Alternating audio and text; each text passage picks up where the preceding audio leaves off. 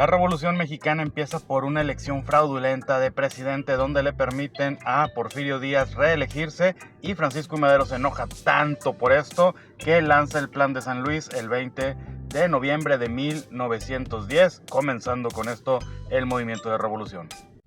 Aunque no lo parezca, el rol de las mujeres durante la revolución fue primordial.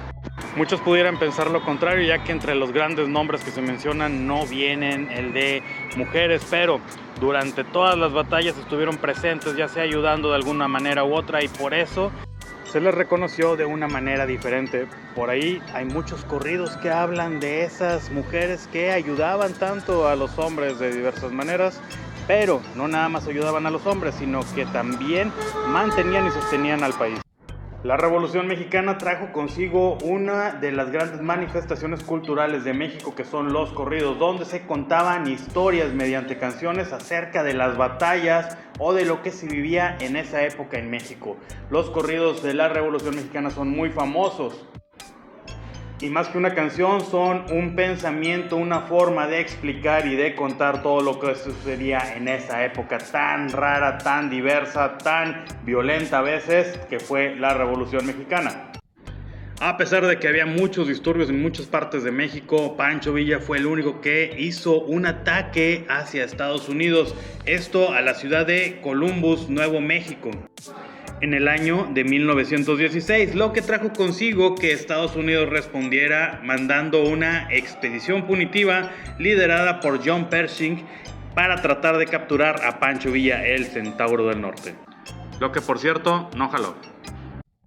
Muchos consideran a Porfirio Díaz como el gran villano de la Revolución Mexicana, pero se nos olvida que él como presidente hizo grandes cosas por el país, trajo la modernidad, construyó los ferrocarriles, las vías ferroviarias, construyó muchas carreteras, sacó a México de un letargo económico muy fuerte. De hecho, llegamos a compararnos con muchas otras economías y con muchos otros países.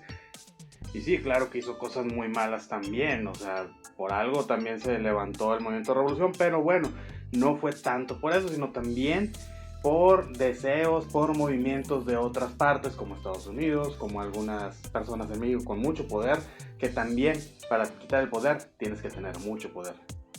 Nomás es cuestión de moverle tantito para darte cuenta que no todo lo bueno o lo malo que nos cuentan los historiadores o la historia o los libros de texto es completamente cierto.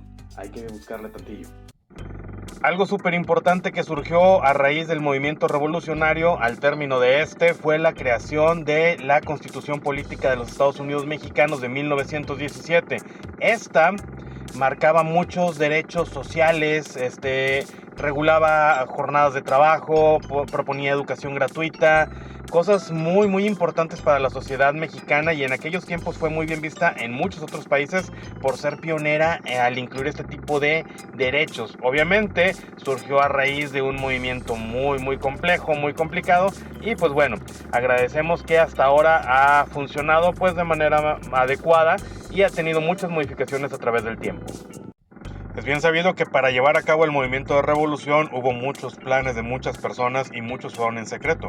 Por lo tanto, se tenían que utilizar muchas veces códigos para que no supieran qué se estaba planeando. Antes no había mails, no había WhatsApp, no había nada de esto, y se enviaban telegramas entre muchas personas, y entre esos telegramas encontraron muchos o varios que tenían códigos secretos que luego pudieron ser descifrados, y se hablaba de las invasiones, de los planes de derrocar a Madero, de luchas que estaban sucediendo o de cosas que podían suceder. La guerra de revolución también fue una fuente de inspiración muy fuerte y muy notable para muchos muralistas, así como Diego Rivera. Pero recordemos también que lo que expresan ellos es una manera de ver la historia, que también pues pudo haber sido contada por muchas partes, o también pudo haber sido por un encargo de gobierno. Entonces, a pesar de que provocó que hubiera muchas manifestaciones culturales, películas, música, como ya lo hablamos de los corridos, también pinturas muy famosas exponiendo este movimiento armado, pues hay que recordar que, pues bueno, al final de cuentas, como todo el arte, es solamente un punto de vista, una manera de expresarse de una persona, ¿verdad? Y pues bueno, hay que conocer toda la historia. Sin embargo, están chidísimas las cosas que se hicieron basadas en la percepción o lo que se conoce de esa guerra.